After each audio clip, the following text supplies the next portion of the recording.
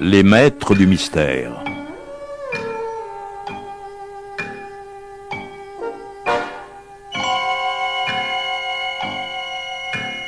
Pierre Billard a choisi pour vous Première comparution d'Alain Franck avec Jacques Morel et Arlette Thomas.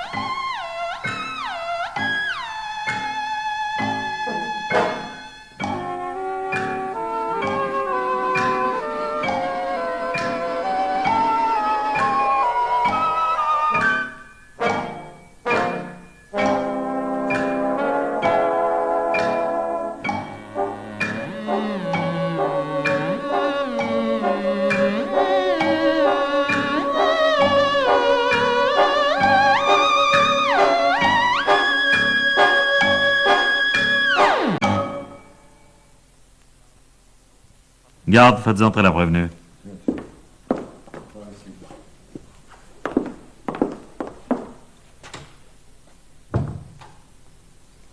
monsieur. Asseyez-vous. Non, pas là. Prenez la chaise. Vous vous appelez Ludon Arlette Yvonne Marguerite, née à Lusigny-Allier, âgée de 19 ans, exerçant la profession de vendeuse. Vous êtes domicilié chez votre tante, Madame Veuve Lussac, propriétaire d'un pavillon où elle réside à Nogent-sur-Marne. Et vous êtes actuellement détenu à la maison d'arrêt de la Petite Roquette. Monsieur. Vous êtes prévenu de vol commis entre le 2 et le 21 mai dernier au préjudice de votre employeur, Mademoiselle Sorbier Gisèle Héloïse, propriétaire d'un magasin de vêtements pour dames et lingerie fine. Vous comparaissez pour la première fois devant nous, Jaladieu, juge d'instruction près le tribunal de la Seine, assisté d'un greffier. Au terme de l'article 114 du Code de procédure pénale, je vous avertis que vous êtes libre de ne faire aucune déclaration. Mention de cet avertissement est faite au procès-verbal. Avez-vous fait choix d'un conseil? Un conseil? Oui. Vous pouvez en choisir un, soit parmi les avocats inscrits au tableau ou admis au stage, soit parmi les avoués autorisés à plaider devant le tribunal. Ah, un avocat? Ouais, non, j'en connais pas. Dans ce cas, je peux vous en faire désigner un d'office, si vous le demandez, par le bâtonnier de l'ordre des avocats. C'est obligatoire? Non. La loi vous autorise à assurer vous-même votre défense. Vous me ferez connaître votre décision au prochain interrogatoire. C'est bien, mademoiselle, je vous remercie. C'est tout? Pour aujourd'hui, oui. Vous allez pas m'interroger? Lors de la première comparution, je dois seulement constater votre identité et vous faire connaître expressément chacun des faits qui vous sont imputés, rien de plus. Ah bon? Non, parce que je pensais que... Hmm. Non, c'est-à-dire que j'espérais que ça serait fini aujourd'hui, quoi. La justice est moins pressée que vous, mademoiselle. L'instruction préparatoire peut demander des semaines, sinon des mois. Il est vrai que votre affaire est simple. Oui, c'est ça, justement, Hmm. Enfin, c'est-à-dire que si vous vouliez bien... Bon, il est 17h, j'ai pas d'autre audition pour ce soir. Après tout, si vous le désirez, je peux vous interroger dès maintenant, nous gagnerons ainsi du temps. Oui, j'aimerais mieux. Bon, très bien. Greffier, notez que la prévenue demande à être entendue sans délai sur le fond et qu'elle renonce expressément à la présence de son conseil. Voyons, l'action publique a été mise en mouvement par une plainte déposée le 21 mai par votre employeur. Voilà. J'ai constaté à plusieurs reprises durant 3 semaines environ la disparition de marchandises dans le stock de mon magasin. Je soupçonne ma vendeuse d'avoir commis ces vols depuis qu'elle est entrée à mon service le 2 mai. La vendeuse, c'est vous, Arlette Ludon. Oui, monsieur. Alors, à la suite de cette plainte, un officier de police s'est présenté à la sortie du magasin et vous a demandé d'ouvrir votre sac en la présence de mademoiselle Sorbier. Après un premier refus, vous avez fini par y consentir. Moi, j'étais bien obligée. Et l'officier de police a constaté que vous emportiez un chandail en laine que la plaignante a formellement reconnu comme lui appartenant. Une étiquette indiquant le prix de vente et écrite de sa main y était encore d'ailleurs fixée. Le flagrant délit étant ainsi établi, une perquisition a été effectuée à votre domicile où l'on a retrouvé une partie des effets dérobés. Reconnaissez-vous les faits qui vous sont imputés? Bon, bien sûr, j'ai déjà dit au commissaire. Mademoiselle Sorbier a établi une liste des marchandises volées. Je vous la lis. 2 corsages en nylon, une veste imitation peau, une robe en rayon et coton, 7 paires de bas, une jupe de laine, et plus généralement des pièces d'habillement représentant une valeur globale d'environ 700 francs. Oh oui, mais avec ce que j'ai rendu, ça fait beaucoup moins. Comment est-ce que vous avez rendu? Vous voulez parler des effets qui ont été retrouvés chez vous? Oui, c'est ça. Ah oui, mais c'est différent. Ah oui, parce que rien ne prouve que vous ayez eu l'intention de les restituer. Bien au contraire. D'ailleurs, certaines des marchandises que vous aviez volées n'ont pas été retrouvées. C'est le cas notamment d'un des corsages de nylon et de la veste en imitation peau. Que sont-ils devenus? Ben, la veste, je pouvais pas la porter, on l'aurait remarqué. Alors je l'ai revendue. Vous l'avez vendue, tout simplement. Oh, pas très cher. Oui, ça ne change rien aux faits, ça. Et le corsage de nylon? J'ai donné à une amie. Ah, bah, oui. Il est facile de faire des cadeaux dans de telles conditions. Mais vous n'avez pas craint que cette munificence soudaine n'attire l'attention? Je pensais pas que ça aurait fait autant d'histoire. Comment? Alors, vous commettez un vol, une série de vols même, et vous pensez que ça fera pas d'histoire. C'est une curieuse conception de la justice. Non, c'est pas ce que je voulais dire, non mais enfin... Quoi? Enfin, non, c'est-à-dire que je pensais pas qu'on m'arrêterait. Quand on a retrouvé les affaires chez moi, Mademoiselle Sorbier a dit à l'inspecteur qu'elle allait retirer sa plainte. Alors... Oui, il est exact que cette personne ne s'est pas constituée partie civile en échange de votre promesse formelle de rembourser les marchandises volées. Bah alors, pourquoi est-ce qu'on m'a arrêté? Votre employeur est libre de ne pas exiger réparation du préjudice subi, mais l'action publique n'en est pas éteinte pour autant. Mais puisque j'ai promis à Mademoiselle Sorbier de la rembourser, enfin, c'est bien qu'elle peut avoir confiance en moi. Ah, vous croyez, après ce que vous avez fait? Bah oui, que je vais travailler, je mettrai de l'argent de côté. Évidemment, la loi vous autorise à travailler pendant votre détention préventive, mais enfin... Pendant ma détention... Détention préventive? Vous voulez dire que je vais rester en prison? Naturellement. Je ne peux envisager de prendre une mesure de mise en liberté provisoire tant que l'enquête n'est pas terminée. Mais quelle enquête? Mais vous savez tout. Je sais tout ce que vous avez bien voulu dire. Seulement, moi, je dois vérifier l'exactitude de vos déclarations, puis m'assurer que vous n'avez pas commis d'autres délits. Oh, bon, ça suffit bien comme ça. Oh, puis d'ailleurs, qu'est-ce que j'aurais pu faire d'autre? Oh non, je vous en prie, monsieur. Non, je vous en prie, je ne veux pas retourner en prison. Oui. Alors voilà donc la raison pour laquelle vous teniez tant à être interrogé dès aujourd'hui sur le fond, hein. Vous vous imaginiez que j'allais vous poser quelques questions, puis qu'ensuite vous seriez libre, que vous pourriez reprendre votre existence normale. Bon, remarquez, je ne suis pas opposé par principe. Mais je ne sais pas si ce serait un service à vous rendre. Vous allez être appelé à comparaître devant le tribunal correctionnel. On va me condamner. Bah, c'est évident. Le délit est prouvé. Vous le reconnaissez vous-même, votre culpabilité. Vous tombez sous le coup de l'article 401 du Code pénal qui prévoit un emprisonnement d'1 an au moins et de 5 ans au plus. 5 ans? Je vais rester 5 ans en prison? Oh non, je n'ai pas dit ça. Oh. Je peux évidemment préjuger de la décision que prendra la Cour, mais il serait étonnant. D'ailleurs, vous n'avez jamais été condamné. Oh non, ça, j'ai jamais rien fait de mal. Bon, dans ce cas, il est possible que vous obteniez le bénéfice du sursis. Quoique les renseignements sur vous sont pas défavorables. C'est votre tante, Madame Veuve Lussac, qui vous a élevé après la mort de votre mère, n'est-ce pas? Oui. Oui, j'avais 6 ans quand ma mère est morte. Oh, elle était tellement gentille, tante Marthe. Si elle m'avait pas prise avec elle, je sais pas ce que je serais devenue. Votre père ne s'est pas occupé de vous? Non, il avait quitté maman avant ma naissance. Tante Marthe m'a fait venir chez elle à Nogent. Elle s'est occupée de moi, elle m'a envoyée à l'école. Oui, jusqu'à l'âge de 16 ans. Et vous avez interrompu votre scolarité après avoir échoué 2 fois à l'examen du brevet. Oh, j'étais pas très forte. Alors tante Marthe m'a mise en apprentissage et puis ensuite, j'ai travaillé. Mais oui, j'ai sous les yeux vos certificats de travail que la police a saisis. Vous avez été apprenti pendant 9 mois, puis vous êtes entré chez une couturière à façon. Vous y êtes resté du 28 août au 17 octobre. C'est bien peu de temps, ça, hein? Oui, la patronne m'a mise à la porte. Pourquoi? À cause de son mari. Il était tout le temps après moi, alors...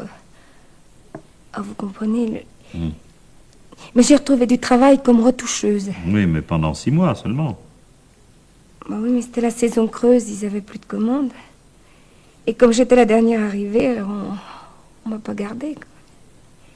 Heureusement, tante Marthe, elle a un ami qui est contremaître dans une usine. Ils embauchaient à ce moment-là, alors ils m'ont prise. Oui, comme ouvrière sur machine à bobiner, c'est bien ça? Oui, oui, ça, mais C'était très dur. Hmm.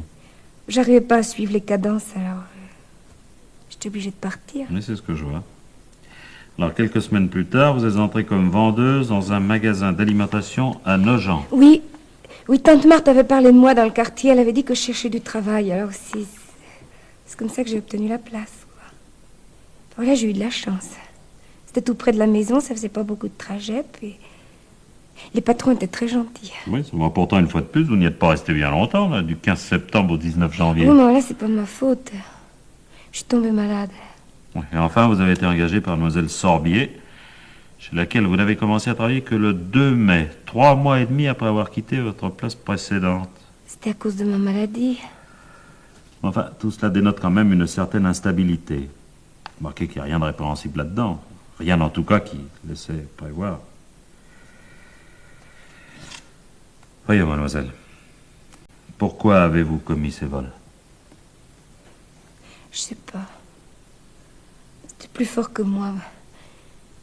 Vous comprenez, tous ces vêtements, ils étaient si jolis. Ça me faisait envie. Je veux bien admettre que vous ayez eu envie de les porter, mais ce que vous avez donné à une amie, hein, la veste que vous avez vendue, J'avais besoin d'argent. vous auriez pu demander une avance à mademoiselle Sorbier. Oh, c'est ce que j'ai fait, mais elle a refusé. À ce moment, je venais d'être malade, alors j'avais tout dépensé. Mais mademoiselle, je comprends pas. Vous viviez chez votre Mais tante. justement, elle était pas là. C'est pour ça que j'avais besoin d'argent. Elle n'était pas là? Où était-elle? Elle était chez ses cousins dans le midi. En vacances? Oh non. Oh non, c'était pas vraiment des vacances. Non, mais depuis qu'elle a été opérée, il y a 3 ans, elle est fatiguée. Ça faisait longtemps qu'elle parlait d'y aller pour se reposer. Et puis un dimanche, au début de mars, le cousin Raymond est arrivé en voiture pour la chercher. Début de mars, c'est pendant que vous étiez malade, ça. Oui, oui, c'est ça, monsieur. Et comment se fait-il que votre cousin vous ait pas emmené, vous aussi? Bah, c'est-à-dire que c'est pas mon cousin. C'est un cousin de ma tante, du côté de son mari. Et je crois qu'il ne m'aime pas beaucoup. Qu'est-ce qui vous fait penser cela? Bah, je l'ai entendu un jour. Il y a longtemps, j'étais encore petite. Il discutait avec tante Marthe à propos de maman. Il disait des choses. Enfin, il trouvait que ma tante avait tort de s'occuper de moi et qu'elle dépensait trop d'argent pour moi. Oui. Bah, sinon, votre tante est partie. Oui, monsieur. Il y a là quelque chose, je l'avoue, qui m'étonne. Votre tante vous a élevé comme si vous étiez sa fille, malgré les réticences de sa famille. Elle vous a toujours témoigné beaucoup d'affection. Oh oui. Et pourtant, elle vous a laissé seule, alors que vous étiez malade, que vous ne travailliez pas. Mais elle s'était arrangée avec mademoiselle Sorbier avant de s'en aller. Je devais entrer chez elle dès que je serais guérie. Et puis le cousin Raymond était venu la chercher. Si elle n'avait pas voulu partir avec lui, bah, il n'aurait pas été content. Peut-être, mais enfin, vous étiez souffrante, vous aviez besoin de soins. Oh, bah, c'est-à-dire que... Non, enfin, j'étais pas tellement malade, non. Le docteur avait dit que c'était une bronchite. Bronchite? Oui. C'est à cause d'une simple bronchite que vous êtes resté plus de 3 mois sans travailler? Ben oui. Dans ça, je comprends que votre tante n'ait pas hésité à vous laisser seule. Une bronchite. Ouais, en somme, vous avez profité de son absence. S'il avait été là, vous seriez entré beaucoup plus tôt chez mademoiselle Sorbier, au lieu de rester 3 mois sans travailler. Je comprends également que vous ayez eu grand besoin d'argent. Tante Marthe m'en avait laissé un petit peu avant de partir. Bien sûr, de quoi attendre que votre bronchite guérisse et que vous recommenciez à travailler. Oui. Enfin, de quoi vivre une semaine ou deux, certainement pas 3 mois. Alors, où avez-vous trouvé l'argent nécessaire? Je l'ai pas volé. C'est ce que nous verrons, ça. Pour le moment, je désire savoir comment vous voulez le procurer. Alors, je vous écoute. On l'a donné. On vous l'a donné qui? Mon ami. Ah, est-ce que vous avez un ami? Il serait bon que je l'interroge, cet ami. Je vais le convoquer, moi. L'enquête ne le mentionne pas. Quel est son nom? Gérard. Gérard comment? Je sais pas. Vous connaissez pas son nom de famille? Non. Il me l'a jamais dit. Ah, c'est curieux. Où le rencontriez-vous? Chez moi. Et votre tante était au courant? Oh non, avant il venait pas, c'est seulement depuis qu'il est parti. Bah évidemment. Alors voilà donc un personnage qui pendant 3 mois vous a rendu visite régulièrement sans jamais vous dire son nom. Et alors, comment faisiez-vous pour le joindre? Quand il avait envie de me voir, il venait. C'est tout. Bon, bah, je vais le faire rechercher. Donnez-moi son signalement. Son signalement. Oui, comment il est? Petit, grand? Il est grand, Grand? brun, Oui. avec des yeux bleus. Oui. Il est très beau. Bon, ça. J'ai connu au bal. Quel âge? 20 ans. Non. Non, 25. Comment est-il habillé, généralement? Il y a toujours des costumes de sport en tissu anglais et puis des mocassins en daim. Oh, il est très élégant. Une voiture? Oui, décapotables toutes blanches avec des sièges en cuir noir. C'est une voiture italienne. Quelle est sa profession? Il est étudiant. Il a 25 ans, il porte des vêtements en tissu anglais, il possède un cabriolet italien et il est étudiant. Oh, mais ses parents sont très riches, ils lui donnent beaucoup d'argent. Oui, bah, mademoiselle, j'aime pas beaucoup qu'on se moque de moi. Hein. Mais monsieur- Non, taisez-vous. C'est un personnage de bande dessinée que vous venez de me décrire. Là. Votre Gérard n'existe pas. Vous venez de l'inventer. Mais monsieur, je vous jure que... Non, non, continuez pas à mentir. Hein. Je veux savoir comment s'appelle l'homme qui, pendant 3 mois, vous a donné de l'argent. Alors, qui est votre ami? J'en ai plusieurs. Eh ben, la bonne heure. Leur nom. Vous pensez bien qu'il me le disait pas. Ah bah, voilà autre chose à présent. Bon, bah, je vais vérifier.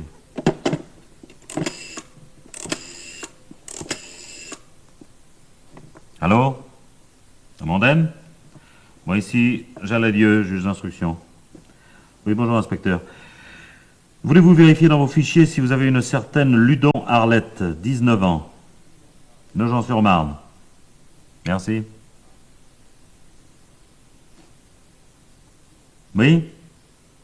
Ludon, c'est ça, avec un L, oui. Oui?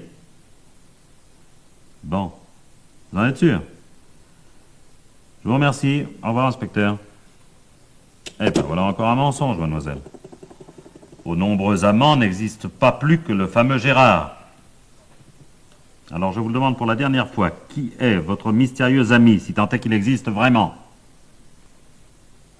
Il s'appelle Jacques. Jacques comment? Corubert. Jacques Corubert. J'espère que c'est vrai cette fois. Oui, monsieur, c'est vrai, ça je vous le promets. Bon. Mais pourquoi vous ne me l'avez pas dit plus tôt? Il veut pas. Il veut pas qu'on sache que je le connais. Pourquoi? Il a quelque chose à cacher, ce monsieur? Oh non, ça, il a rien fait de mal, je vous jure. Vraiment? Jacques Corubert... Attendez donc. Corubert.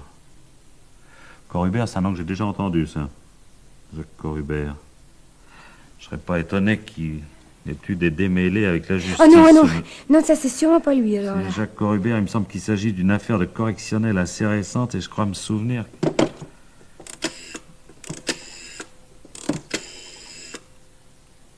Allô? Bessan? Jaladieu à l'appareil. Merci et vous. Bon, dites-moi, mon cher, j'ai besoin d'un renseignement. N'est-ce pas vous qui avez instruit récemment l'affaire d'un certain Corubert? C'est ça, Jacques Corubert, oui? Bon, vous permettez? Une seconde, je note. Hein? Voilà, allez-y. Interpellé le 3 mars par les inspecteurs du commissariat spécial de la gare Saint-Lazare. Bon. Passé la nuit au dépôt. Présenté le lendemain au procureur de la République, oui. Condamné à 3 mois de prison ferme pour infraction à un arrêté d'interdiction de séjour. Bon. C'est parfait, je vous remercie. Non, non, non, c'est tout ce que je voulais savoir. Oui. Bon, mes hommages à Madame Bessan, hein. C'est ça. Merci. Au revoir, mon cher. Ah, ben voilà, je commence à comprendre pourquoi votre ami ne tenait pas à ce qu'on parle de lui. Alors, depuis quand le connaissiez-vous? Ça fait à peu près 1 an. Et votre tante est au courant de vos relations avec un poids de justice? Oui. Enfin, elle sait que je le fréquente. Vraiment? Et elle accepte cela sans sourciller? Oh non. Non, elle n'était pas contente, elle m'a dit qu'elle voulait plus que je le revoie. Oui, mais malgré ça, vous avez continué à le rencontrer. Il était tellement gentil avec moi. Il faisait des cadeaux, il m'emmenait à la campagne. À la campagne. Oui, chez son frère en Normandie. C'est extraordinaire. Ainsi, ce monsieur qui n'a probablement pas de source de revenus avouée vous invite à passer le week-end en Normandie. Oh, même pas seulement les week-ends, j'y suis restée 15 jours. Ah, pas de mieux en mieux. Et alors, ces escapades de champêtre se produisaient souvent? Oh non. Oh non, une fois, c'est tout. Juste avant ma bronchite. Jacques aurait bien voulu que je reste plus longtemps, mais... il fallait que je rentre à cause de mon travail chez Mademoiselle Sorbier, que je devais commencer le lundi. Enfin, si j'étais pas tombée malade. Alors il m'a raccompagnée chez Tante Marthe. Ignorant en cela l'arrêté d'interdiction de séjour dont il faisait l'objet. Il est vrai que ce genre d'individu n'attache guère d'importance à des détails aussi futiles qu'une décision de justice. L'avez-vous revu depuis? Non. Le soir, au moment de repartir en Normandie, il est tombé sur un inspecteur qu'il connaissait. Il n'a pas eu de chance. Non, il n'a pas eu de chance, en effet. Alors c'était donc le 3 mars, et cette mauvaise rencontre lui a valu 3 mois de prison. L'esprit chevaleresque qui l'avait poussé à vous raccompagner lui a coûté cher. Je me demande d'ailleurs ce qui a pu l'inciter à prendre un tel risque.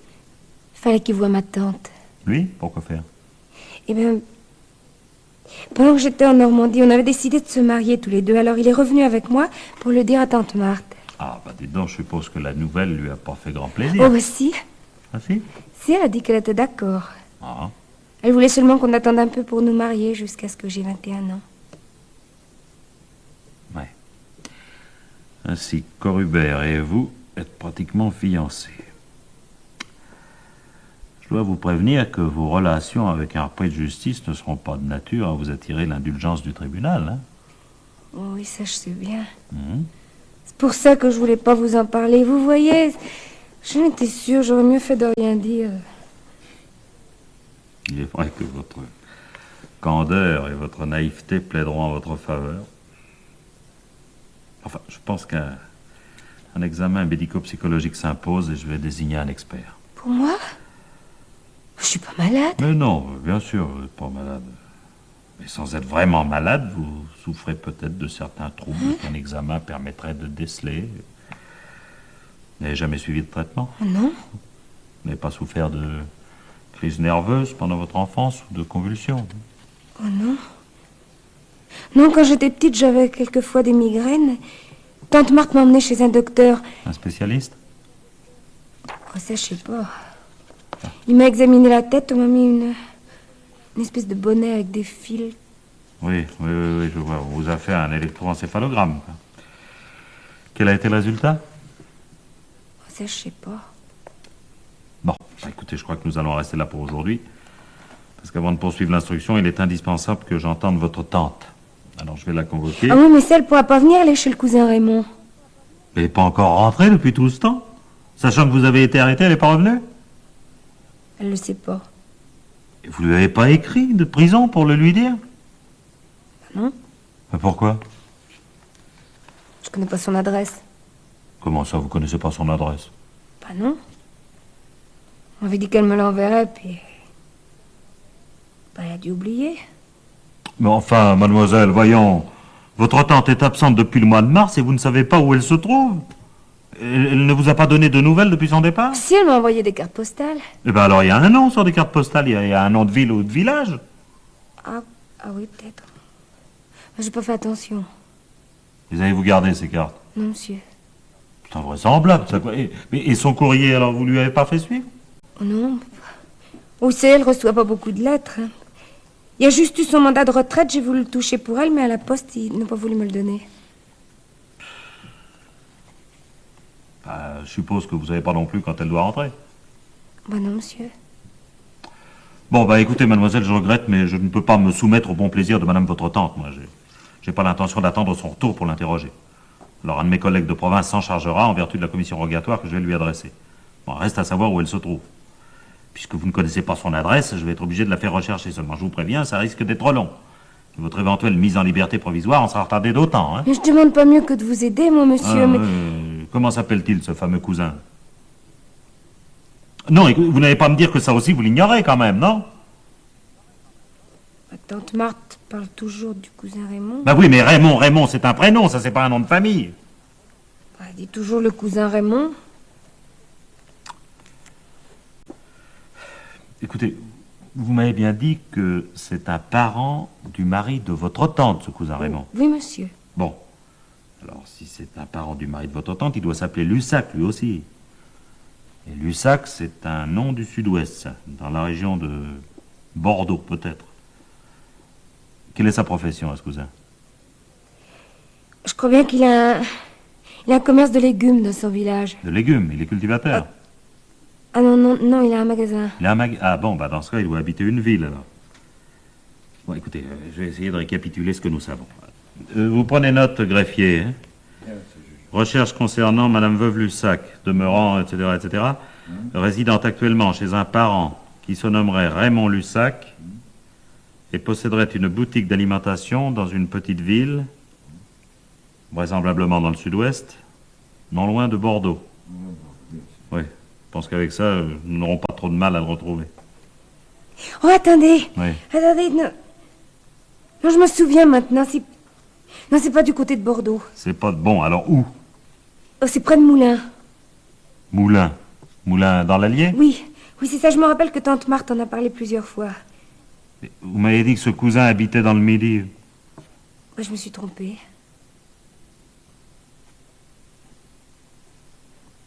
Où êtes-vous née, mademoiselle? À Lusigny. Lusigny, c'est un village de l'Allier dans l'arrondissement de Moulins, ça, hein? Oui, monsieur. Vous y avez vécu jusqu'à l'âge de 6 ans, jusqu'à la mort de votre mère. Oui, c'est ça. Autrement dit, vous y avez passé une partie de votre enfance. Et pour vous, pendant plusieurs années, Moulins a été la grande ville près de laquelle vous habitiez. Et c'est pour cela qu'instinctivement, vous avez lancé ce nom alors que moi, j'avançais celui de Bordeaux. Oh, mais non, ça, monsieur, je vous assure. Ça a été un réflexe de votre part lorsque vous m'avez entendu dire qu'il ne serait pas difficile de retrouver votre tante. Vous avez voulu brouiller la piste. Moi? Oh, mais non, De quoi avez-vous peur?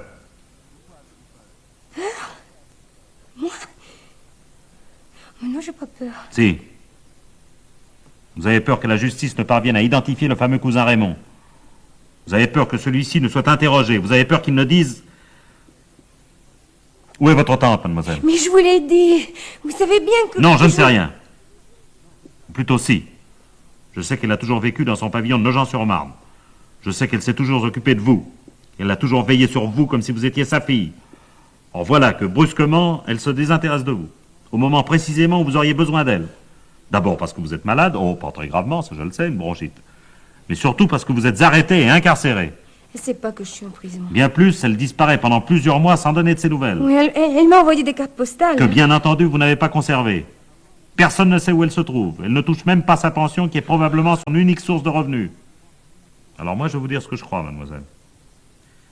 Raymond Lussac, s'il existe, ce qui reste encore à prouver, n'est pas venu chercher votre tante. Non, parce que personne n'est venu la chercher. Et elle n'est pas partie de chez elle, et pourtant elle a disparu depuis plusieurs mois. Alors où est-elle? Mais elle est chez le cousin Raymond. Non! Depuis le mois de mars, elle a disparu. Et personne n'a entendu parler d'elle.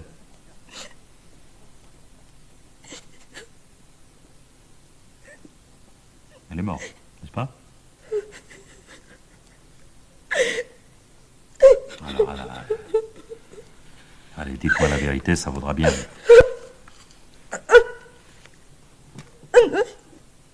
Je peux pas, c'est pas possible. Mais si, c'est possible. Vous allez voir, ça ira tout seul.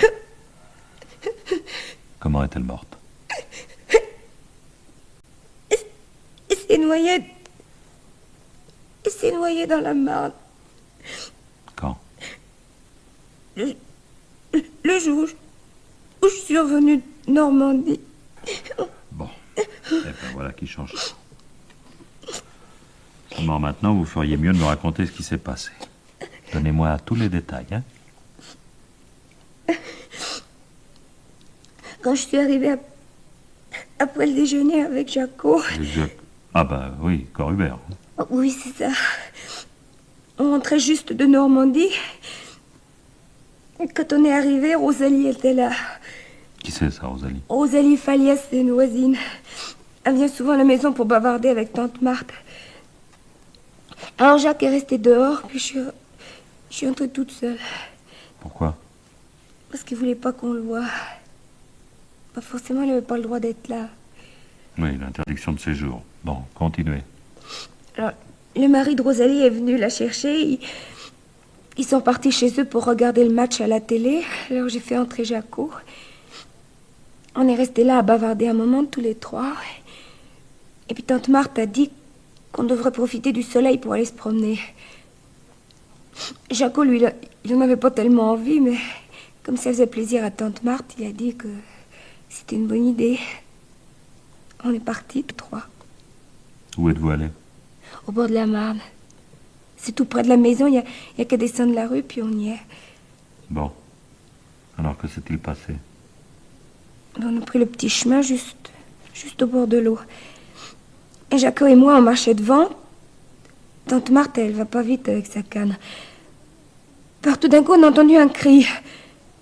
C'est plein de fondrières par là. Et puis avec la pluie qui était tombée, il y avait de la boue partout. Ça glissait. Alors, quand on a vu qu'elle tombait dans l'eau, on est revenu en courant. Jaco, il a essayé de la rattraper, mais elle a disparu tout de suite. Bon, alors après? Ben, c'est tout. Comment c'est tout? Vous n'avez pas crié? Vous n'avez pas appelé au secours? Oh, ben si. Mais il n'y avait personne. J'ai dit à Jacques qu'il devrait plonger, mais il ne sait pas nager. Puis moi non plus. On a bien cherché une barque, mais il n'y en avait pas dans le coin. Vous n'avez pas appelé la police ou les pompiers? Mais je sais moi, pas. je voulais le faire, mais Jacques, il m'en a empêché. Il avait peur qu'on lui mette ça sur le dos. Pourquoi lui aurait-on mis ça sur le dos, puisqu'il s'agissait d'un accident? Oh, bah, avec la police, on sait jamais. Puis comme il était interdit de séjour... Alors, plutôt que de risquer 3 mois de prison, il a préféré laisser votre tante se noyer sous ses yeux. Et vous avez accepté? Mais je pouvais pas faire autrement. Oh non, c'était effarant, ça. Alors, vous n'avez rien fait, vous n'avez même pas essayé de trouver du secours. Vous êtes rentré chez vous. Mais ça servait à rien de rester là. Puis Jaco, il devait repartir en Normandie. Moi, je voulais partir avec lui, mais lui, il n'a pas voulu. Il disait qu'on pouvait trouver ça louche. Il a promis de venir me chercher, mais... il n'a pas pu puisqu'il a été arrêté. Oui, en effet, il a été arrêté le soir même, au moment où il s'apprêtait à prendre le train. Et vous, malgré cela, vous n'avez toujours rien dit. Votre tante était morte, votre fiancé en prison, mais vous avez repris votre vie normale, comme si rien ne s'était passé. Oh non. Non, je suis tombée malade. Oui, oh, la fameuse bronchite qui a duré 3 mois. Et vos voisins, alors, ils vous ont rien demandé, eux? Personne dans le quartier n'a été surpris par la soudaine absence de votre tante? J'ai dit qu'elle était partie chez le cousin Raymond. Comme elle en parlait depuis longtemps, ça a étonné personne. Moi, ce qui me surprend, c'est que la police vous ait pas convoqué. Pour Jacques? Ah non, il a pas dit qu'on... Mais non, pas pour Jacques, à propos de votre tante.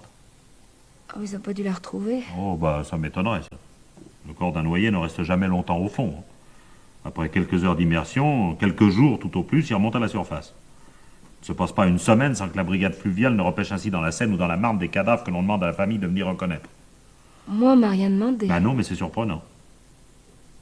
Il est pourtant être facile de l'identifier grâce au contenu de son sac. Elle l'avait pas pris. Ben pourquoi? Bon, pour faire une promenade si près de la maison, elle en avait pas besoin. Oui. Et puis dans ce cas, évidemment, l'identification était plus difficile. Greffier, donnez-moi la liste des corps découverts par la police et non identifiés. Merci. Voyons, Mars, un homme. Ah, femme. Oh, mais environ 28 ans, c'est pas ça. Homme encore, jeune fille. Ah, tiens, là, peut-être ce que nous cherchons. Femme âgée, taille 1m65, cheveux blancs, corpulence mince. Oh non, ça c'est sûrement pas elle faisait de l'obésité graisseuse. Ça venait des glandes. Ah bon? Alors, continuons. En mars, il n'y a plus rien. Avril, je vois pas. Curieux, ça. Je vais demander à la police de faire des recherches plus approfondies. Comment était-elle vêtue le jour de sa mort? Elle avait sa robe noire, ses bas et ses chaussures, et puis sa canne, bien sûr. La couleur de son manteau noir, lui aussi? Non, elle n'en avait pas. T'es sorti sans manteau?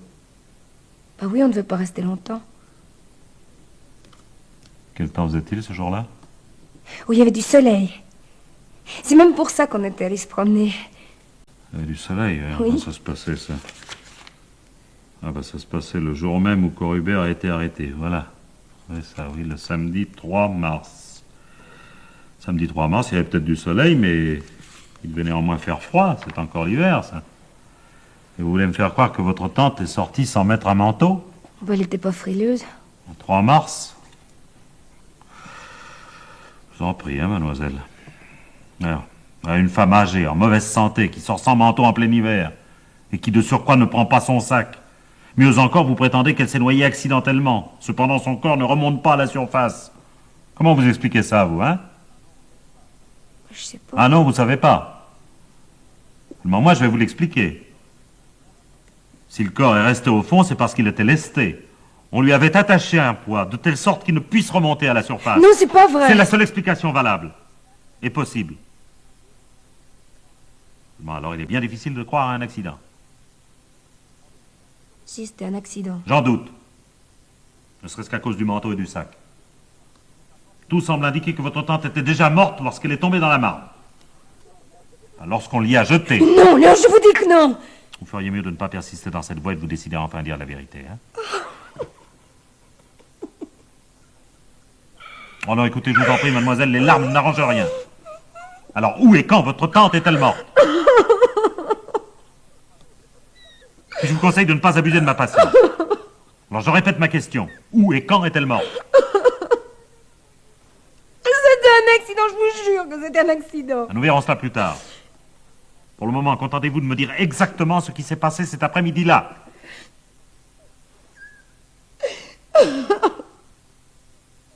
Dépêchez-vous. C'était avant. Dans la maison. Ah, enfin. Eh ben, maintenant, je veux savoir la vérité. Vous entendez? La vérité. Et donnez-moi tous les détails, hein? C'est quand elle est descendue à la cave. Elle a ouvert la porte de l'escalier. Oui, un instant. À quel moment cela se passait-il? C'était vers 3 heures. On était là depuis un moment, Jacques et moi, on parlait de notre mariage tous les trois. Tante Marthe s'est levée pour descendre à la cave. Qu'allait-elle y faire à la cave? Elle voulait prendre une bouteille de vin. De vin? Oui, de mousseux. Elle en gardait pour les grandes occasions. Alors, elle a ouvert la porte de Où l'escalier. se trouve-t-elle, cette porte? Et de l'autre côté du couloir, juste en face de la cuisine. Elle l'a ouverte et puis... Je sais pas ce qui s'est passé, elle a dû manquer une marche. Quand on l'a entendue tomber, on a couru, Jacques et moi, elle était couchée par terre en bas de l'escalier. Elle saignait. Jacques a voulu la soulever, mais elle était trop lourde. Il y avait une mare de sang autour de sa tête. Moi, j'ai essayé de lui parler, je l'ai appelée. Mais elle répondait pas. Jacques a dit qu'elle était morte. Lequel de vous deux a décidé de cacher le cadavre? C'est Jacques. Il a dit qu'il le fallait, ça c'est qu'on aurait des ennuis. Des ennuis, enfin, mademoiselle, vous vous rendez compte, non? Non, vous vous rendez pas compte. Alors, continuez. Et je vous ai tout dit. Tout ce qui concerne la mort de votre tante, oui, mais après. Après. Ah oui, après. Votre ami, pour éviter des ennuis, a décidé de faire disparaître le cadavre. Mais qui l'a transporté jusqu'à la Marne? C'est lui? Vous n'avez pas aidé? Oh non. Non, j'avais trop peur. Pourtant, vous m'avez dit il y a un instant qu'il avait voulu la soulever, mais qu'il n'était pas arrivé. Non, il était obligé de la traîner. Il est très fort, vous savez. Quand il est arrivé en haut de l'escalier, dans le couloir du rez-de-chaussée, qu'a-t-il fait? Elle a ouvert la porte d'entrée. Il est sorti? Oui, Avec le corps de votre tante? oui, monsieur. Il l'a traîné jusqu'à la Marne, en plein jour, un samedi, alors que le pavillon est entouré d'immeubles, d'où n'importe qui pouvait le voir et alerter la police. Mais on pouvait pas le voir, il faisait nuit. Au milieu de l'après-midi? Non, il a attendu le soir. Mais non, mademoiselle! Tout le monde dormait. Non, mademoiselle, non! Le soir, Corubert était arrêté. Il a passé la nuit au dépôt. Autrement dit, si le corps a été jeté dans la Marne au cours de la nuit, il l'a été par une autre personne. Par un complice ou une complice. Ah non, non. Ah non, ça c'est pas moi, non. Non, ça c'est pas moi, monsieur, c'est pas moi. C'est un fait que je vous vois mal transportant toute seule et sur plusieurs centaines de mètres le cadavre d'une femme plus grande et plus forte que vous. Non. Non, c'est pas vous. Alors, dans ce cas, mademoiselle, la conclusion s'impose. Le corps de votre tante est resté dans la maison. Et probablement même à la cave. Oui. À la cave. C'est certainement là qu'on l'a fait disparaître. Comment le pavillon est-il chauffé? Par des radiateurs. Tante Marthe a fait installer le chauffage central il y a 4 ans. Elle trouvait que les poêles, Et c'était... il y a une chaudière à la cave, alors? Oui, monsieur. Oui. Non, parce que ça aurait pris trop de temps. Et Corubert devait être pressé d'en finir. Alors il a laissé le corps à la cave.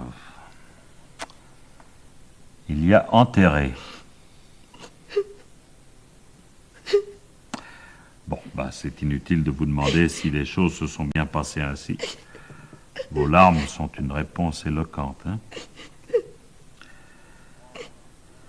Alors pendant 3 mois, vous avez continué à vivre dans cette maison, tout en sachant qu'à la cave, il y a...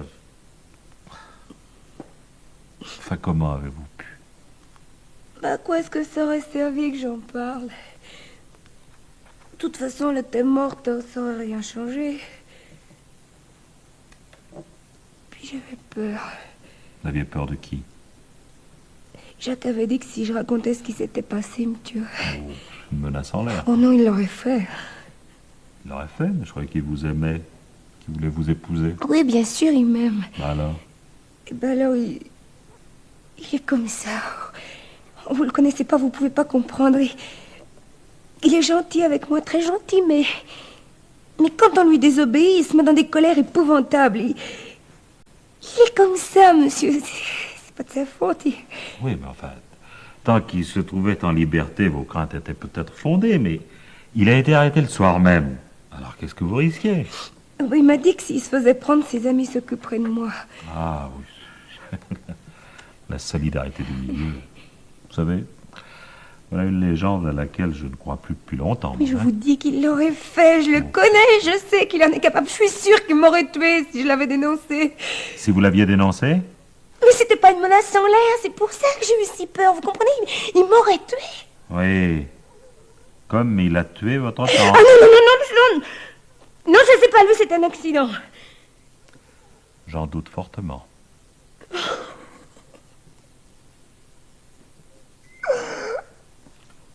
Votre tante descendait-elle souvent à la cave? En hiver, oui. À cause de la chaudière. Ah, elle s'en occupait elle-même. Oui. Oui. Elle y allait donc plusieurs fois par jour, et cela depuis des années. L'escalier lui était familier, elle devait en connaître chaque marche. Alors, comment expliquez-vous qu'elle soit tombée ce jour-là? Il n'y avait pas de lumière. Pourquoi il n'y avait pas de lumière? Parce que la lampe marchait pas. Alors, raison de plus pour qu'elle soit prudente. Oui, mais elle se dépêchait. Elle courait. Elle courait pour aller chercher du vin. Oui. Jacques avait dit qu'il avait soif. Alors il voulait lui faire plaisir. Ah oui, et c'est pour faire plaisir à Corubert qu'il a voulu descendre en courant un escalier qui n'était pas éclairé. Oui, oui, c'est ça. Mais non, mademoiselle, allons. Votre tante courait parce qu'elle avait peur. Non. Elle a voulu descendre à la cave, non pour y chercher du vin, mais pour y trouver refuge. Cette cave, dans son esprit, c'était un abri. Non, non, je vous dis que non. Mais si, vous essayez de protéger votre ami, mais c'est inutile. Sa culpabilité sera facile à prouver. Non, je veux pas. Que s'est-il passé le samedi 3 mars? Encore qu'il soit malaisé d'y faire la part exacte de la vérité, vos déclarations me permettent de l'imaginer assez bien. Moi? Oui. Mais c'est pas vrai. J'ai rien dit, moi. Le samedi 3 mars, vous êtes arrivé peu après le déjeuner en compagnie de Corubert. Votre tante ne l'aimait pas. Elle connaissait son passé et vous avez interdit de le revoir. Il est certain que la présence de cet individu à vos côtés, sous son propre toit, ne pouvait que lui déplaire. Elle ne l'a pas caché. Oui, au début, mais après, elle... Après, Corubert lui a fait part de son intention de vous épouser. Votre tante, prétendez-vous, était heureuse de ce projet. Oui, oui. Eh bien, je regrette, mademoiselle, mais je ne vous crois pas. Non, je ne vous crois pas. Car un tel changement d'attitude aussi soudain, aussi complet, n'est pas concevable. Elle ne pouvait que s'opposer à ce mariage, votre tante, et c'est ce qu'elle a fait. Quels arguments a-t-elle employés pour justifier son refus? Oh, il est facile de les imaginer. Vous êtes mineur, vous ne pouviez vous marier sans son consentement, et jamais nous vous auriez autorisé à épouser un repris de justice. C'est à peu près cela, n'est-ce pas? Elle a dit que j'aurais 21 ans, je pourrais faire ce que je voudrais. Voilà. Alors Corubert, qui n'aime pas voir ses projets mis en échec, a insisté. Vous aussi, probablement. Votre tante, elle, a maintenu son opposition, et la discussion s'est envenimée. Peut-être même a-t-elle menacé, s'il restait à Paris pour continuer à vous voir, de le dénoncer aux autorités. Toujours est-il que votre ami s'est mis en colère, une de ces colères épouvantables, dont vous avez parlé, et votre tante a pris peur. Elle redoutait qu'il ne la brutalise, qu'il ne la frappe, il la menaçait, et elle a quitté précipitamment la pièce et cherchant un refuge, elle a ouvert instinctivement la première porte qui s'offrait à elle, en face du salon où vous vous trouviez tous les trois, de l'autre côté du couloir. Celle de l'escalier, qui mène à la cave. Cet escalier qui n'était pas éclairé, prétendez-vous. Oui, c'est vrai, la lampe marchait pas. Et comment se fait-il alors que quelques secondes plus tard, vous ayez pu voir une mare de sang autour de sa tête? Jaco a changé l'ampoule. Ah. Il est allé en chercher une autre. Eh ben, dites donc, quelle présence d'esprit. Et comme il a fait vite. Non, mademoiselle. Non, mademoiselle, s'il n'y avait pas de lumière, c'est que votre tante, dans sa précipitation, n'avait même pas pris le temps de l'allumer. Elle ne le pouvait pas, la malheureuse, car votre ami la poursuivait. Il est arrivé en haut des marches, presque en même temps qu'elle. Il était là, derrière, et là... Non, ça, il l'a pas poussé, ça, je vous jure qu'il l'a pas poussé. Elle a fait un faux pas, elle a glissé, Oh non, ça, Jaco l'a pas poussé, ça, je vous jure que c'est pas vrai. C'est vrai, elle est tombée. Elle est tombée. Elle est tombée. Eh bien, admettons-le un instant. En quoi sont les marches? En ciment? Non, elles sont en bois. L'escalier est droit? Non, il y a un palier au milieu, après il tourne et... Elle était couchée là, elle bougeait pas. Elle saignait. Oh, c'était horrible. Eh oui, elle saignait, elle était blessée, je l'admets. Mais elle n'était pas morte. Mais si, je vous dis que je lui ai parlé, je l'ai appelée. Mais elle n'a pas répondu. Elle avait perdu connaissance, rien de plus. Une chute de 8 ou 9 marches, des marches de bois, ce qui plus est, ne suffit pas à causer la mort. Non, elle n'était que blessée. Et votre ami s'est affolé. Il était là, devant cette femme qui avait menacé de le dénoncer, qui était blessée par sa faute. Il savait qu'elle parlerait, qu'elle l'accuserait. Alors il fallait l'en empêcher. Il fallait la faire taire à n'importe quel prix. Alors il a fait ce que lui dictait son instinct criminel. Il l'a traînée jusqu'au bas des marches et là il l'a assassinée.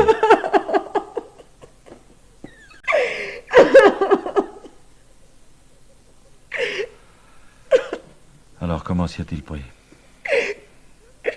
Je peux pas le dire. Il me tuera. Bon, que vous le disiez ou non, après tout, ça n'importe plus. Le médecin légiste l'établira après l'exhumation. Alors, à quel endroit? Sous le tas de charbon. C'est de la terre à cet endroit. Il a creusé avec la pelle à charbon. Elle était pleine de sang vive. Il m'a obligée à la laver après. En même temps que le tisonnier. Le tisonnier.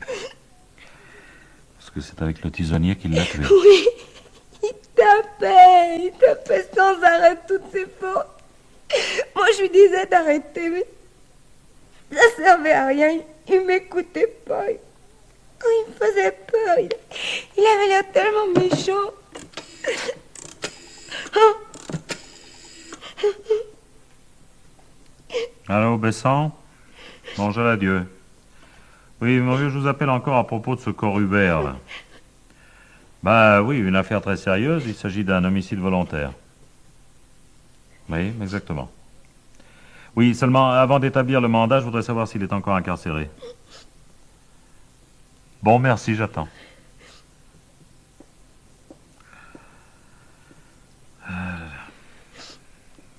Allô, oui? Il a été libéré après avoir purgé sa peine. Bon. Bah, dans ce cas, je vais le faire rechercher. Dites-moi, est-ce qu'il fait l'objet d'une mesure de surveillance? Bon. C'est ça, faites-moi parvenir le dossier. Bonjour, merci. Au revoir, mon cher. Il a dit hein, que si je le faisais arrêter, il dirait que c'était moi, que j'avais tout fait. Et il a dit hein, que je serais condamnée à mort. Bon, rassurez-vous, mademoiselle, si quelqu'un doit être condamné, ce sera lui. Je veux pas qu'on lui fasse du mal. Et moi, hein, qu'est-ce qui va m'arriver à moi? Bah, si vous avez dit la vérité, je pense enfin être parvenu à vous l'arracher. Je ne crois pas que l'inculpation de complicité puisse être retenue en raison des menaces que votre ami faisait peser sur vous. Alors tout au plus pourra-t-on vous inculper de recel de cadavre. Et c'est grave. Bah. Je vais retourner en prison. Ah bah, y retourner, certainement. Combien de temps y resterez-vous, ça dépendra pour une grande part du rapport des experts. Et je pense pas que... Oui, entrez. Que c'est? Ah, le dossier Corubert, bon, donnez-moi. Merci. Voyons. Corubert, Jacques, extrait de naissance, casier judiciaire. Ah, bah dites donc, il n'en était pas à son coup d'essai, ça. Violence et voies de fait, coups et blessures, vol qualifié, tentative d'escroquerie. C'est un charmant personnage. Et... Ah, ben voilà la dernière condamnation. 12e chambre correctionnelle, infraction à un arrêté d'interdiction de séjour, 3 mois de prison ferme. Il y a la minute du jugement. Et ça, qu'est-ce que c'est, ça? Ah, bah oui. Ah, bah c'est le procès-verbal d'arrestation. Commissariat spécial de la gare Saint-Lazare. Nous avons interpellé le nommé Corubert Jacques ce jour, samedi 3 mars. Ah, bah... Il doit y avoir une erreur, là. On dirait Corubert ce 3 mars. Mademoiselle. Oui, monsieur. C'est bien ce jour-là que votre tante a été assassinée, le samedi 3 mars. Oui, c'est ça. Si j'en crois vos déclarations, dès votre arrivée de Normandie, peu après l'heure du déjeuner, vous vous êtes rendu au domicile de votre tante, chez laquelle se trouvait une voisine. C'est bien cela? Oui, c'est ça, monsieur. Cette voisine, comment s'appelle-t-elle? Ah, bah vous l'avez. Ah oui, bah voilà. Rosalie Faliès. Elle vous connaît, je suppose? Oh, oui, bien sûr. Bon, elle pourra donc témoigner que vous étiez chez votre tante le samedi 3 mars en début d'après-midi. Oui. Oui, mais pourquoi? Et en revanche, elle n'a pas vu Corubert. Ah non, puisqu'il était dehors. J'ai attendu que Rosalie s'en aille pour le faire entrer. Tout ça est un tissu de mensonges. Non. Mais non, je vous jure. Taisez-vous! Écoutez ceci. Nous avons interpellé le nommé Corubert Jacques ce jour, samedi 3 mars, à 13h47, alors qu'il descendait du train 138 en provenance de Rouen. 13h47, mademoiselle. Mais c'est pas possible, ça. Ils ont dû se tromper. Oh, je vous en prie, les rapports de police ne mentent pas, eux. Votre ami n'a pas été arrêté le soir alors qu'il s'apprêtait à regagner la Normandie comme vous l'avez prétendu, mais au début de l'après-midi, au moment où il arrivait à Paris. Alors, autrement dit, il n'a pas pu vous accompagner chez votre tante. Il n'est pas resté dehors pour attendre le départ de la voisine. Vous étiez seul quand vous êtes entré. Vous étiez encore seul lorsque vous vous êtes disputé avec elle. Et vous étiez toujours seul. Non, c'est Jacques! Il était déjà au dépôt quand vous avez tué. Non, c'est pas moi, c'est pas moi, j'ai rien fait, c'est lui! À quoi bon vous obstiner encore à mentir? La preuve est là. Oh. Oh non, vous savez, vos larmes ne m'émeuvent plus, hein? Vous m'avez joué une comédie fort habile. Je reconnais que je m'y suis laissé prendre un moment. Seulement maintenant, c'est fini. Alors vous allez me dire pourquoi vous l'avez tué. Je voulais pas. Je vous jure, c'est vrai, je l'ai pas fait exprès. Je voulais seulement lui faire peur. Peur? Oui. Mais c'est de sa faute aussi, là, si elle veut pas parler comme ça. Que vous a-t-elle dit? Que vous a-t-elle reproché? Oh, elle était furieuse après moi. Pourquoi? Oh, parce que j'avais passé 15 jours avec Jaco. Vous ne l'aviez pas prévenu avant votre départ? Non. Ah, bon, c'était une fugue alors. Et sans doute pas la première. Je commence à comprendre pourquoi vous changiez si souvent d'emploi. Oh, vous dites la même chose qu'elle. Travailler, elle pensait qu'à ça. Elle en parlait tout le temps, elle me faisait de la morale sans arrêt, elle m'embêtait à la fin. Je suis jeune, moi, j'avais pas envie de rester là comme ça toute ma vie pour devenir comme elle, une vieille femme grosse et laide. Moi, je suis jeune, vous comprenez, j'ai envie de m'amuser. Et vous lui avez dit tout ça, ce fameux samedi après-midi? Oui. Vous savez ce qu'elle m'a répondu? Elle a dit que quand j'aurais 21 ans, je pourrais faire ce que je voudrais, mais que pour le moment, j'étais mineure, et que je vais lui obéir, et qu'elle m'interdisait de revoir Jaco. Oui, oui, c'est ça, voilà ce qu'elle a dit. Eh oui. Et là, vous l'avez tué. Je voulais seulement lui faire peur. Vous avez tué cette femme qui vous aimait, qui s'était sacrifiée pour vous, qui vous avait élevé comme une mère. Oh, mais c'est de sa faute. Si elle avait pas dit tout ça, eh ben... Qu'est-ce qui va m'arriver? Hein? Qu'est-ce qu'on va me faire? J'ignore. Les médecins qui vont vous examiner estimeront probablement que votre responsabilité n'est pas totale. Peut-être les jurés vous reconnaîtront-ils des circonstances atténuantes. Il est probable que vous sauverez votre tête. Mais il n'en reste pas moins que vous avez tué une femme. Une femme qui vous considérait comme sa fille. Et pour moi, mademoiselle, c'est le moins pardonnable des crimes.